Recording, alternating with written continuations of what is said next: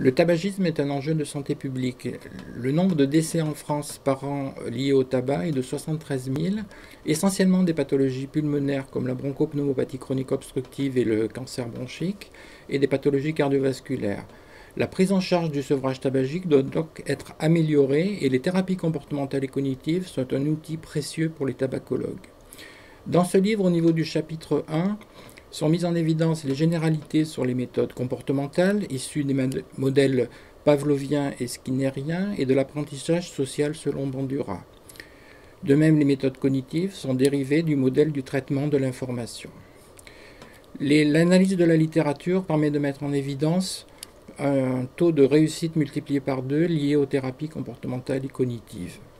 Dans le chapitre 2, c'est l'évaluation tabacologique, avec les stades de Prochaska-Eddy-Clémenté, l'analyse de la motivation, notamment par le test de Kumat, l'analyse de la dépendance physique par le test de Fagerström, l'analyse de la dépendance psychologique et comportementale par le test de Horn et de Gilliatt, et la mesure du CO dans l'air expiré, de même l'analyse de l'anxiété et de la dépression par le test HAD. Dans le chapitre 3, les 5 étapes de la thérapie comportementale et cognitive sont exposées. L'étape 1, c'est l'alliance thérapeutique, c'est-à-dire l'empathie, l'authenticité, la chaleur et le professionnalisme, de même que la technique d'entretien dite des 4 R. L'étape 2, c'est les 5 méthodes pour augmenter la motivation, notamment la technique de la balance décisionnelle, c'est-à-dire les avantages à continuer et à arrêter à court terme versus long terme, et également d'autres techniques comme la lettre de rupture. La troisième partie, c'est l'analyse fonctionnelle, c'est-à-dire la méthode des cercles vicieux ou de la grille CK. Et de l'analyse fonctionnelle découlent les méthodes comportementales et ou cognitives. Les méthodes comportementales sont essentiellement le contrôle du stimulus, la relaxation, l'affirmation de soi, et les méthodes cognitives avec 4 étapes: mise en évidence des pensées automatiques, modification de celles-ci par les colonnes de Beck, mise en évidence et modification des erreurs de logique, et mise en évidence et modification des croyances liées au tabac. Concernant le chapitre 4, sont essentiellement analysés les substituts nicotiniques qui permettent de multiplier par 2 les résultats. La réduction de la consommation est une première étape intéressante. Sont notés dans ce livre également les signes de surdosage et de sous-dosage. Et la substitution nicotinique est la pierre angulaire du sevrage tabagique. Concernant les médicaments, le bupropion Osiban est en perte de vitesse liée à ses effets secondaires et à une efficacité supérieure de la varenicline ou Champix.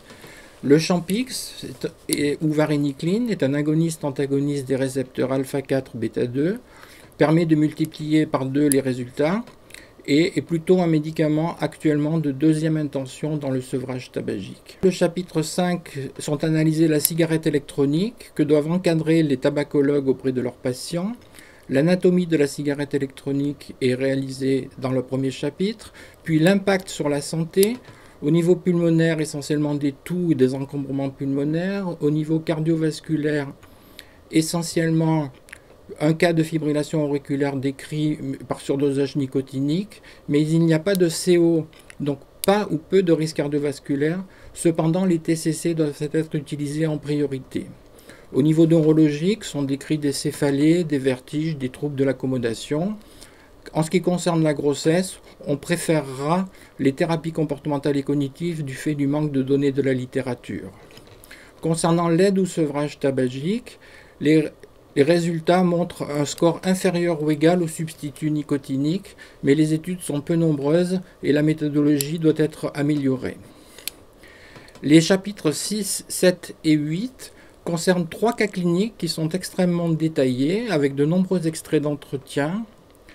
On note les 5 techniques pour augmenter la motivation dans un premier temps. L'analyse fonctionnelle est réalisée selon la grille CK, c'est-à-dire situation, émotion, cognition, comportement, anticipation.